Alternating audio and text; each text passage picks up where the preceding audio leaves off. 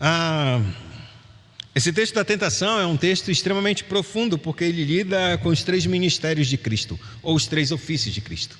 Cada um deles da tentação vai tentar fazer ou ludibriar Cristo para que o seu ministério ou o seu ofício tríplice seja corrompido de alguma forma e de maneira que ele venha cair e seja desqualificado a pagar o preço pelos nossos pecados.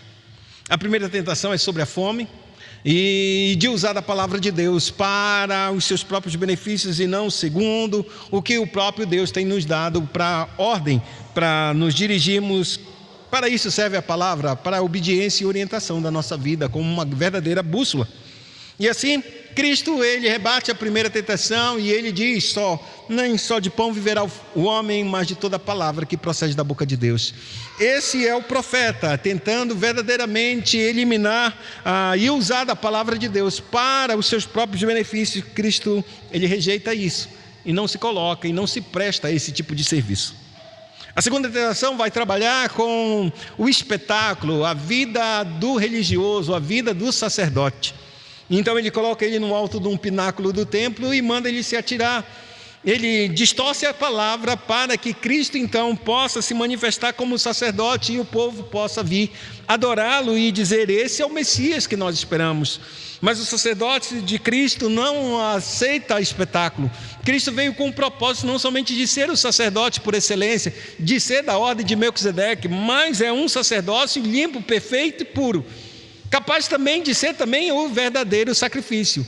O sacerdócio de intercessão, que é a ininterrupta de Cristo, que faz desde aqui, quando ele chegou nessa terra e iniciou seu ministério, e ele continua essa intercessão ao lado de Deus, e não somente por agora, por sua obra de vida perfeita enquanto ele andava aqui, mas agora pelo seu próprio sangue, ele tem autoridade ainda mais, para que tudo que a sua igreja pedir ao Pai, ele possa conceder. Esse sacerdócio, essa oferta que Cristo faz de uma vez por todas e apresenta não nesta terra, mas no próprio céu, capacitou e o habilitou exatamente para ser um sacerdote eterno, que jamais morrerá, capaz de interceder, e não somente interceder por nós, ele é capaz também de entender as nossas fraquezas, porque em tudo ele também foi tentado. Então chegamos no último ministério de Cristo, ou no último ofício de Cristo. E o ofício de Cristo, agora esse terceiro ofício e essa terceira tentação, ela vai mostrar exatamente isso. Satanás sabia que um Messias, o Filho de Deus, ele vinha com esse ofício tríplice, sendo o profeta, o grande profeta, o verdadeiro profeta, aquele que a palavra de Deus era perfeita, e aquele que não ouvisse essa palavra seria eliminado do povo, e é exatamente isso que acontece até os dias de hoje. Todo aquele que não acreditar em Jesus, o profeta, a palavra de Deus, a palavra encarnada, ele jamais verá o reino de Deus.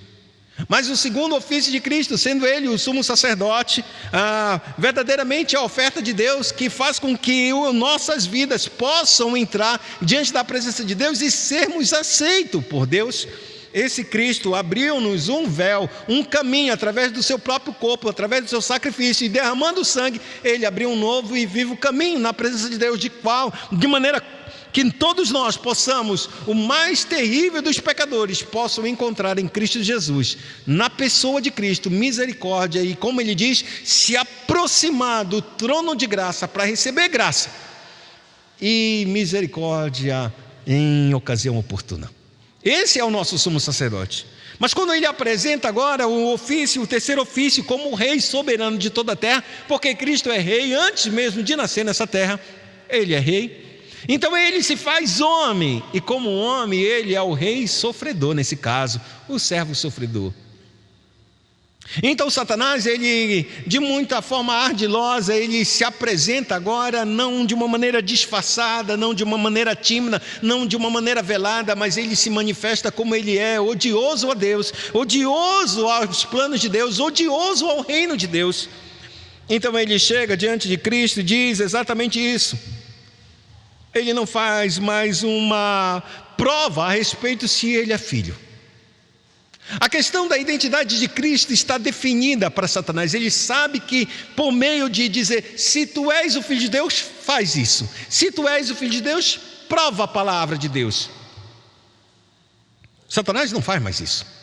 Ele reconhece que essa estratégia de tentar manipular o Cristo e fazer com que ele acredite que ele é outra pessoa que não o próprio Filho de Deus, ele deixa de lado.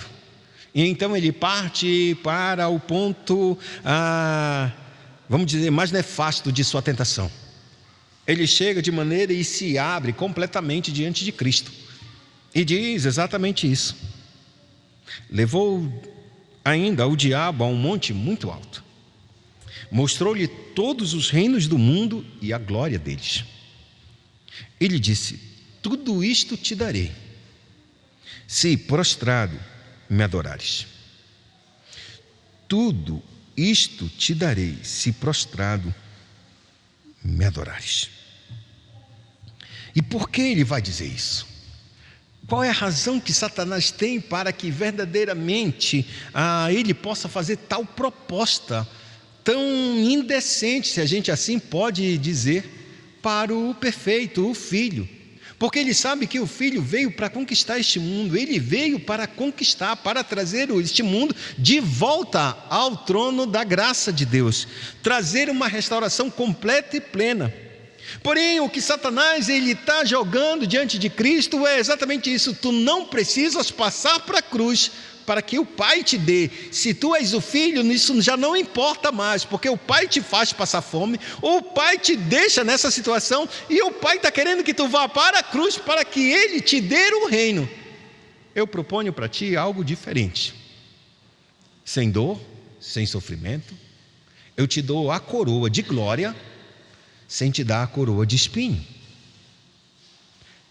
Então ele coloca ele num mundo, numa montanha, de maneira que ele pudesse ver, e isso é uma expressão hiperbólica que a gente pode dizer, exacerbada do escritor, quando ele diz, ele viu o reino deste mundo e a glória deles. O que o escritor está dizendo é que ele colocou ele dentro de uma posição que pudesse ver como Moisés viu quando Deus disse para ele, disse: tu não vais entrar, eu vou só permitir que tu vejas a terra. E olha a beleza dela, mas tu não vais entrar nessa terra. Dessa mesma maneira, Satanás coloca ele na mesma posição como se fosse um Moisés. E agora olha, só que diferentemente de Deus para com Moisés, que disse: só olha, contempla a beleza e a maravilha, porque tu vais morrer aqui. Satanás faz uma coisa a mais, porque sempre Satanás tenta colocar alguma coisa a mais, quando de fato é apenas um engano e uma mentira. Então ele coloca diante de Cristo esses reinos deste mundo, e esses reinos deste mundo basicamente é aquele povo, aquela situação da terra prometida que Deus estava dando para Moisés, e ele viu assim também. Jesus está vendo a cidade, está vendo a Galileia, está vendo o Jordão, está vendo toda aquela terra, e está vendo todas as glórias de uma maneira muito estranha, ou talvez através de uma visão. Satanás conseguiu colocar diante dos olhos de Cristo não somente os reinos deste mundo, mas as suas glórias. Sabe o que são as suas glórias? São todas as vitórias que este mundo obtém nessa terra. O imperador, quando conquista um povo, quando um atleta ganha uma prova tão impressionante, bate recorde mundial, ou consegue ir até o espaço e voltar, tocar na lua e voltar, consegue construir um avião para voar, seja que tipo de façanha que esse homem tenha criado, e a glória que veio a respeito vamos dizer, dessa façanha, dessa atitude, e que ele trouxe tantos louros, tantas glórias, tanta fama para este homem. Tudo isso Cristo foi apresentado para Cristo diante de Satanás. Ele mostra assim para ele: está vendo esses reinos? Tudo que esse homem produz, tudo aquilo que acontece, tudo isso vai vir para ti de mão beijada. Tu serás rei sobre tudo. Só precisas fazer uma coisa: te prostra. O livro de Lucas vai relatar que essa tentação, ele dá um adendo a mais: porque a mim me foi dado todos os reinos da terra, e eu posso dar a quem eu quiser. Mateus, ele não traz essa citação. E se você lembra do primeiro texto que eu trabalhei aqui com vocês, no segundo texto, o primeiro texto diz que o Senhor é rei. No segundo texto, em Crônicas, diz que Deus deu os reinos a quem? A Ciro. Peraí, quem é que está dando os reinos e a glória deles? É quem é?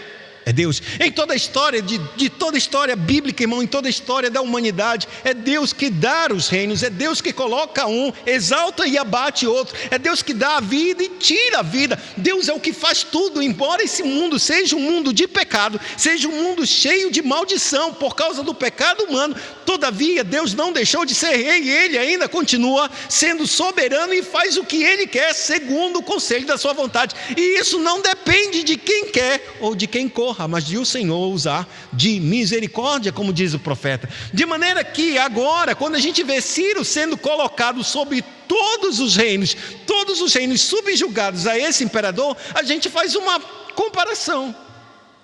Onde está Satanás? Onde está a situação de Satanás? Onde está o poder dele de entregar os reinos deste mundo a um homem chamado Ciro? E como ele é petulante ao ponto de chegar diante de Cristo e dizer: eu te dou esse reino. Aonde? O que ele tem, irmãos? Agora a gente pode dizer assim mesmo: mas Satanás diz claramente as Escrituras que ele tem um poder, e que este mundo jaz no maligno, está sob o poder do maligno, está sob que a gente poderia dizer assim, o conceito satânico, a ideologia de um império que se levanta contra o reino de Deus. Nisso ele tinha um ponto de verdade, mas dizer que ele tem os reinos e a glória deles, isso não tem verdade nenhuma, pois ele não tem poder de instituir quem quer que seja para ser poderoso e soberano sobre este mundo. Quem tem isso é o próprio Deus. Todavia, aqui tem algo que é precioso da resposta de Cristo. Durante todo esse tempo das tentações, a primeira e a segunda, Jesus nunca lidou com Satanás e nunca disse o seu nome.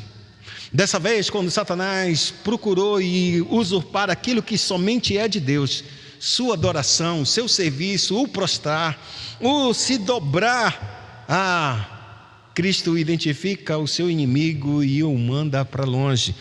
A resposta de Cristo diz: então Jesus lhe ordenou: retira-te, Satanás, porque está escrito: ao Senhor teu Deus adorarás, e só a Ele darás culto, só a Ele servirás, só a Ele prestará honra, glória e trabalhos. Qualquer coisa, qualquer tipo de trabalho, qualquer tipo de atividade, qualquer tipo de coisa que você pode fazer, você deve fazer para Deus, como disse o apóstolo: quer comais, quer bebais, ou quer façais qualquer outra coisa, faça aí tudo para a glória de Deus. Então o nosso serviço, seja ele qual for, ele tem que ser um serviço para Deus, porque nós não servimos a homens, mas servimos o Deus vivo e verdadeiro, e Deus há de nos retribuir ou recompensar segundo a obra de cada um, como diz a Escritura Sagrada. E aqui eu queria mostrar para vocês uma ideia clara que talvez a gente às vezes não consiga ligar. E o que é ligar? Cristo está lutando para ser o rei. Satanás, melhor dizendo, está querendo trazer o reino para ele sem a coroa de espinho, que ele receba logo a coroa e domine sobre tudo sem que passe pela coroa de espinhos. Então a Bíblia diz claramente, e eu quero mostrar exatamente isso. Por que Cristo está rejeitando isso? Verdade é que Cristo ele não aceita outra coisa senão que este mundo verdadeiramente seja subjugado ao próprio Deus, o seu Pai. E que toda adoração verdadeiramente só pode ser dada a Cristo, ao próprio Pai, porque ele diz: ao Senhor teu Deus adorarás, porque esse é o primeiro mandamento. Ele disse: não terás outros deuses diante de mim, só ao Senhor adorarás, só a Ele prestarás culto. E aqui, só que é o mais interessante, é que quando ele olha para este mundo, o que Satanás não mostrou para Cristo, ou pelo menos fingiu não mostrar, é como se a gente pudesse olhar para um carro, e vamos supor, eu não sou um conhecedor de carro, eu conheço marcas, mas eu só conheço a marca. Eu sei um carro, eu sei o outro. Hoje eu não sei tantos assim, porque tem tantos carros diferentes hoje, mas na maioria das vezes eu reconhecer um determinado carro. Mas isso não me faz um conhecedor de carro. Ponto.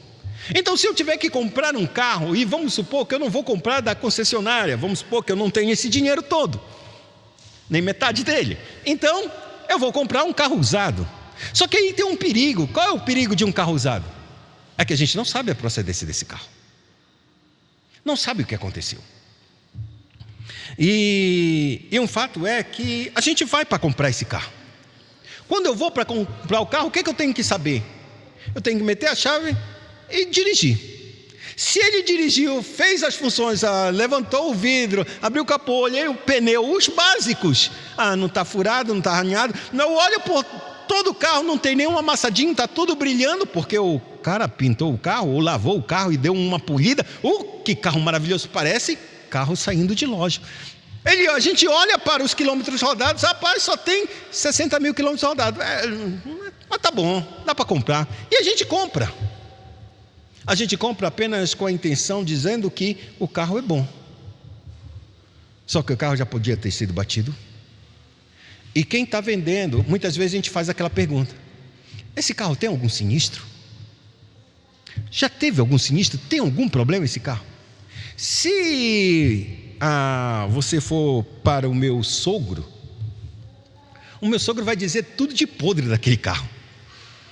Mas diz tudo que não presta, parece o vendedor ao contrário, parece que quer desvalorizar completamente o seu bem, mas ele vai dizer tudo que está errado.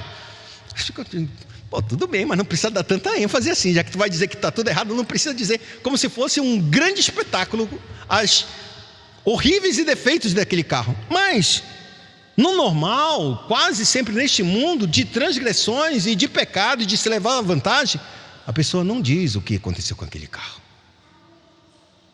Não diz que a embreagem está falhando, não diz que aquele motor fundiu, não diz isso, não diz aquilo outro. Na maioria das vezes, irmãos, a gente compra um carro nas cegas. A gente vai depender se aquele dono de quem a gente está comprando, ele vai falar a verdade ou a mentira, ou vai esconder as verdades. O que eu posso dizer com esse relato é exatamente isso que Satanás fez. Ele mostra as coisas boas deste mundo, ele mostra os reinos, ele mostra os homens, ele mostra as glórias, ele mostra as vitórias, mas ele não mostra exatamente o que é este mundo e como este mundo é tão rebelde diante de Deus.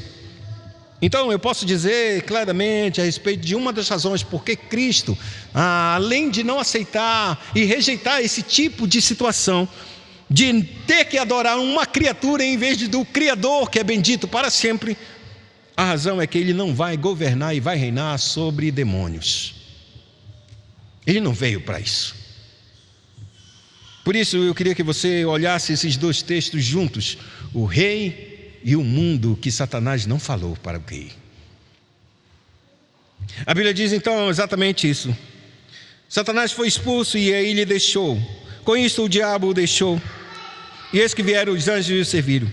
Ouvindo, porém, Jesus que João fora preso, retirou-se para a Galiléia e, deixando Nazaré, foi morar em Cafarnaum, situada à beira-mar, nos confins de Zebulon e Náftali, para que se cumprisse o que fora dito por intermédio do profeta Isaías: terra de Zebulon, terra de Náftali, caminho do mar, além do Jordão, Galiléia dos gentios.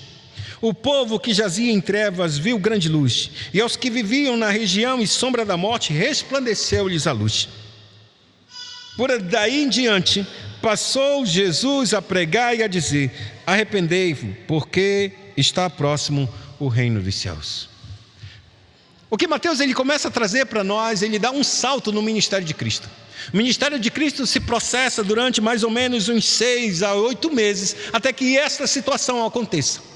Ele não sai do deserto e vai direto para a Galiléia. Não, ele passa um tempo na Galiléia, depois ele vai para a Judéia, e ele continua ali por algum tempo num pequeno ministério, e então depois ele volta para a Galiléia, e é essa volta para a Galiléia que Mateus está declarando. Só que é interessante porque Mateus ele não tem a intenção de trabalhar a história da vida de Cristo através da cronologia, ou seja, através da ordem dos fatos que sucederam com a linhagem do tempo. Com o passar do tempo Jesus fez isso. Não, ele molda o seu evangelho para ser de forma temática, ou seja, ele trabalha determinados temas, e aqueles temas que são concernentes ao seu conceito, ele traz os eventos daquele tema para que pudesse explicar e, vamos dizer, endossar o seu argumento de sendo Cristo o Filho de Deus. E aqui é interessante porque ele termina a última mensagem, ou melhor dizendo, a última tentação, e mostra para Cristo, ou melhor dizendo, para os seus escritores, que mundo é esse que Jesus veio. E ele diz exatamente: para que se cumpriu o que fora dito, Jesus veio para a Galileia. E que é Galileia? Ele diz: é a Galileia dos gentios, a Galileia de um povo misto, uma Galileia em que não se tinha mais, o que a gente poderia dizer, um coração voltado mais para Deus e para a religiosidade que havia em Jerusalém. Era uma turba verdadeiramente totalmente apartada. É nesse grupo de pessoas que a Bíblia vai dizer claramente: o povo que jazia em trevas, ou sentado, estava morto em trevas, viu grande luz. A primeira citação é que esse povo, ele está sentado, ele que está morto. E trevas aqui não é somente um sinal de pecado, mas principalmente um sinal de conhecimento. Trevas significa dizer sem luz, sem iluminação, sem conhecimento da verdade de Deus, do Deus verdadeiro, da misericórdia de Deus, do Messias. Eles não têm conhecimento, embora saibam a respeito das Escrituras, embora saibam a respeito da profecia do Messias que haveria de vir. É um povo que está ignorante dessas coisas. E quando a gente é ignorante da palavra de Deus, a respeito das coisas de Deus, o que sobra para a gente? Trevas, corrupção, pecado, imoralidade. E essa região é norteada por manifestações de demônios. Muitas vezes que Jesus apareceu, ele apareceu nessas regiões. Regiões que são propensas a pecados, à prostituição, à lascívia, ao adultério, às piores coisas que poderiam acontecer, acontecem nessa região. E é nessa região que esse povo, cansado, destruído pelo poder do pecado, em trevas, é esse grande povo que vê uma grande luz. A segunda parte desse texto ele diz: e os que viviam na região e sombra da morte, resplandeceu-lhes a luz. Não somente um povo que estava sentado e que ouvia e viu uma grande terra, mas aqui acontece uma mudança simples, mas a gente tem que entender.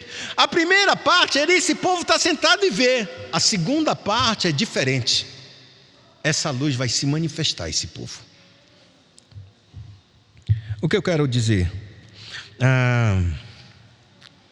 É como se uma grande celebridade, seja ela qual for, em que a gente, vamos supor, reconhece que a gente tem um certo tipo de admiração por essa pessoa, ou por esse ser, ele entrasse aqui e passasse no meio de nós, e todos nós gostássemos dessa pessoa, e admirássemos essa pessoa. E então ele vai passando, então, de maneira que todo mundo vê aquela pessoa.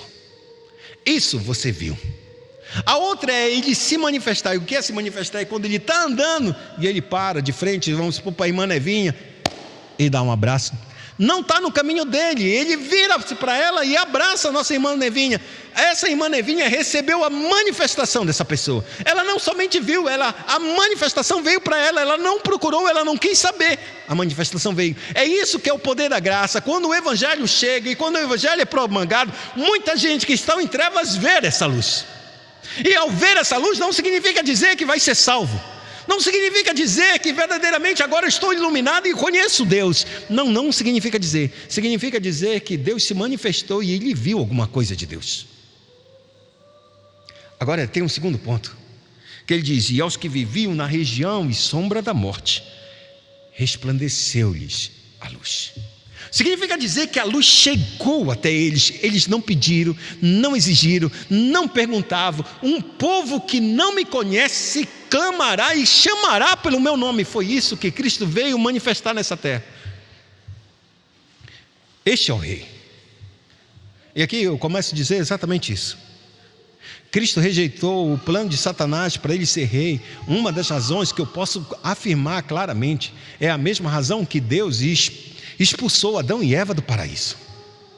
Vocês não vão comer da árvore do conhecimento, não, da árvore da vida. Vocês não vão comer, porque se vocês comerem, vocês vão viver eternamente como um demônio, fazendo mal, se matando e se degladiando, e nunca, de forma alguma, essas vidas continuarão aqui nessa terra, porque será impossível você morrer, porque você comeu da árvore da vida com um coração cheio da corrupção do pecado.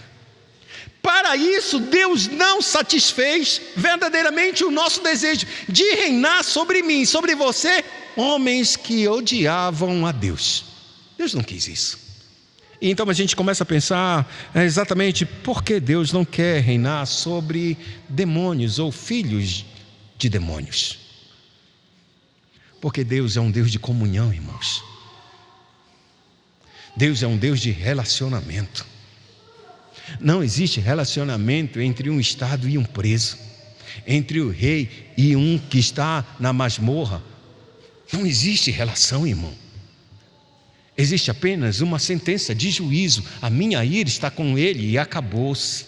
O que Deus determinou naquele paraíso, naquele dia fatídico, irmão, e expulsou o homem, ele estava dando um desfecho diferente que o homem jamais imaginou. O desfecho de eu vou te trazer de volta, e vou te trazer de volta de maneira diferente. Vou reinar sobre você, não sob um jugo, não sob uma tirania, não sob o meu poder, para que tu vivas e obedeças a mim com medo, por medo. Deus tem algo muito mais e muito melhor para reinar. Por isso ele não quis reinar dessa forma, irmãos.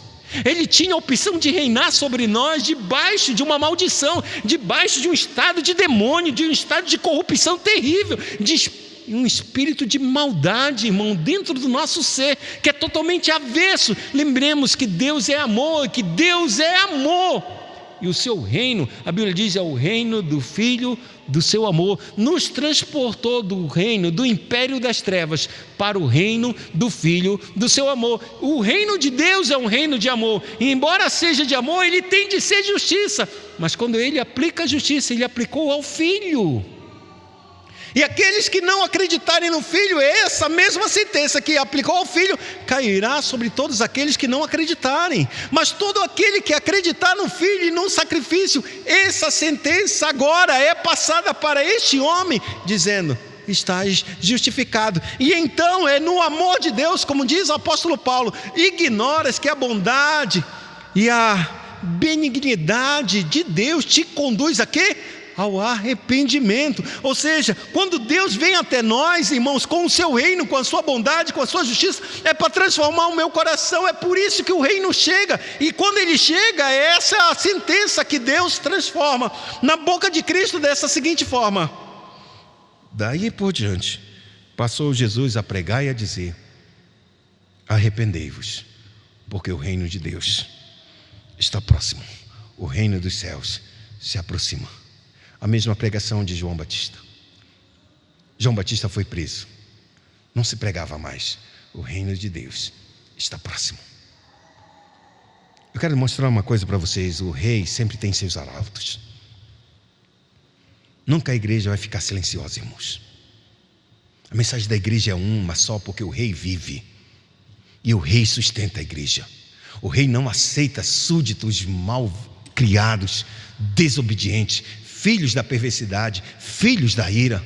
Deus não aceita e nunca aceitou. Por isso ele não aceita. Quando ele estava perto de ser crucificado, perto de ser preso, ele disse: este é o tempo das trevas, este é o momento de Satanás, mas ele não tem parte alguma comigo. Ele não tem relação comigo, ele não tem intimidade comigo. Ele é meu inimigo e eu sou inimigo dele. Essa mesma relação de ódio que Deus tem contra Satanás, essa mesma relação ele fez no Jardim do Éden. E ele fez essa relação para dizimar, para acabar, para separar a relação que o homem estava estabelecendo com Satanás. E ele disse: porém inimizade entre ti e a mulher, entre o teu descendente e o seu descendente. Eu vou romper essa aliança maligna. Eu vou romper esse laço entre Satanás e nós. Eu vou romper isso, eu vou separar, vocês não serão amigos dele. O meu reino não será um reino para me reinar sobre demônios, irmãos. E quando eu falo demônios, eu estou falando não as criaturas angelicais que foram e deixaram o seu antigo estado diante de Deus. Eu estou falando de homens e mulheres que permitiram-se verdadeiramente ser escravos de Satanás nesse mundo e lutar contra o reino de Deus, lutar ofensivamente contra Deus, contra o Santo dos Santos, contra o Rei que os criou. Quando a gente olha esse texto, que Satanás está dando isso para Cristo, a gente tem que entender que Cristo ele está olhando o reino desse mundo, mas ele está olhando muito mais. Ele está olhando que essas pessoas, eu não tenho prazer nelas. Eu não vou reinar, irmão, sobre um mundo maligno. Eu não vou reinar sobre um mundo desobediente. O livro de Apocalipse é bem claro quando ele diz: fecha o final de tudo isso. Ele diz que passado o juízo a gente não vê mais os homens ímpios. E as palavras de Cristo é muito: eis que faço nova todas as coisas. Agora já não haverá dor, morte, sofrimento. Não haverá mais lágrimas, porque eu enxugarei dos vossos olhos toda lágrima. Faço nova todas as coisas. Ele está reinando para o povo que é o povo do seu amor, o povo que foi transformado, o povo que foi regenerado. O que Satanás não mostra para nós, quando nós pecamos, ele só mostra as coisas e os deleites, mas não mostra o estado em que está o nosso coração de ódio. A Bíblia diz claramente que nós éramos inimigos de Deus, e o apóstolo Paulo isso claramente diz: quando nós éramos inimigos de Deus, Deus enviou o seu Filho para morrer por nós. Então não há saída para nossas vidas, irmão, não há saída. O rei que está descendo e que irá descer nessa terra, rasgando os céus para reinar, ele vai executar assim a justiça e o juízo, separar os maus dos bons, para reinar sobre os bons, e fazer com que os ímpios padeçam para aquilo que ele já preparou. E não foi para nós que ele preparou o inferno, para o diabo e os seus anjos. Mas como nós nos tornamos filhos do diabo, filhos da ira, iremos para o mesmo lugar que Deus preparou para Satanás e os seus demônios. Este rei executa a justiça para que ele reine sobre um povo transformado, um povo que foi verdadeiramente chamado segundo o seu propósito. Segundo o seu propósito. E qual é o propósito desse Deus? De tornar cada um verdadeiramente como o Filho de Deus, como Jesus Cristo. Para isso ele veio trazer filhos à presença e à glória de Deus. Outra coisa não é, irmãos, Cristo ele lutou e rejeitou a oferta de Satanás, rechaçou para bem longe, mas ele nos mostra, Mateus, que ele não veio para reinar sobre demônios, irmãos, porque não há relação entre Deus e demônios, há apenas uma sentença de juízo, só isso. E assim, quando a gente olha, a gente verifica que há dois povos que estão recebendo. Um está vendo a grande luz, que é o Cristo brilhando com todas as suas obras na Galileia, feitos poderosíssimos que ele operou naquele tempo. Libertação, cura, a libertação de demônios, libertação de opressão, libertação de vícios, que não é registrado nas escrituras, mas com certeza tem, libertação de doentes, seja de cego, seja de coxo, seja de manco, libertação dos mortos, libertando verdadeiramente, trazendo a vida e a ressurreição. Todas essas obras gloriosas o mundo viu uma grande luz. E no seu final do seu ministério, Jesus disse exatamente para essa região que viu essa grande luz: ai de ti, Corazim, ai de ti, Betsaida, ai de ti, Cafarnaum. Porque se essas obras fossem feitas em Sodoma e Gomorra, em Nínive, eles ainda estariam até hoje aqui na nossa presença. Eles viram uma grande luz e o coração deles não se arrependeu. Que nós não sejamos com esses povos, em que Deus manifesta a sua glória, a gente vê a luz e ainda continua com nossas práticas como Zedequias, rejeitando a palavra do Senhor. Da mesma sorte, que a graça de Deus possa sermos o segundo grupo, em que a gente não perguntava e não queria saber, mas Deus fez resplandecer a luz do seu Evangelho em nós, por apenas graça e misericórdia. Esse é o nosso rei. O nosso rei não está reinando, irmãos, sobre pessoas ímpias. E quando eu falo isso, eu não estou falando de que ele não tem poder sobre os homens e os demônios, porque a gente sabe, o reino de Deus é uma relação de intimidade entre o Senhor e esse servo, entre o Pai e o Filho. Esse é o reino de amor. Qualquer outra coisa disso não é um reino, É por isso que no dia do juízo, Deus vai tratar os homens entre servos e não servos, e filhos e escravos. Por que eu posso dizer isso? Porque as Escrituras me dizem claramente isso. O filho nunca sai da casa do pai, mas o escravo, o servo, ele não pertence à casa. Por isso muitos vão dizer naquele dia: Senhor, fiz isso, Senhor, fiz aquilo. Expulsei demônios, preguei a tua palavra, cantei no coral, cantei as canções, fui até distantes lugares para pregar o teu evangelho. E o Senhor absoluto dirás: por que me chamais Senhor, Senhor, e não fazes o que eu mando? Afasta de mim, para longe de mim, vocês que praticam a iniquidade. Fazer as obras de Deus não é ter relacionamento com Deus. Fazer as obras de Deus, qualquer coisa e atividade que Deus determinou para que a igreja fizesse, isso não é ter um relacionamento com o verdadeiro relacionamento com Deus. Porque a Bíblia diz claramente: a vida eterna é esta, conheçam a Ti como o único Deus vivo e verdadeiro, e a Jesus Cristo, a quem Tu enviaste. A relação é com Deus. Se nós não tivermos essa relação com Deus, podemos fazer todas as obras, e no final das contas, Deus vai nos mostrar que tudo que a gente fez para nós mesmos e não para Ele. Incline sua cabeça, oremos ao Senhor. Precioso Deus e Pai,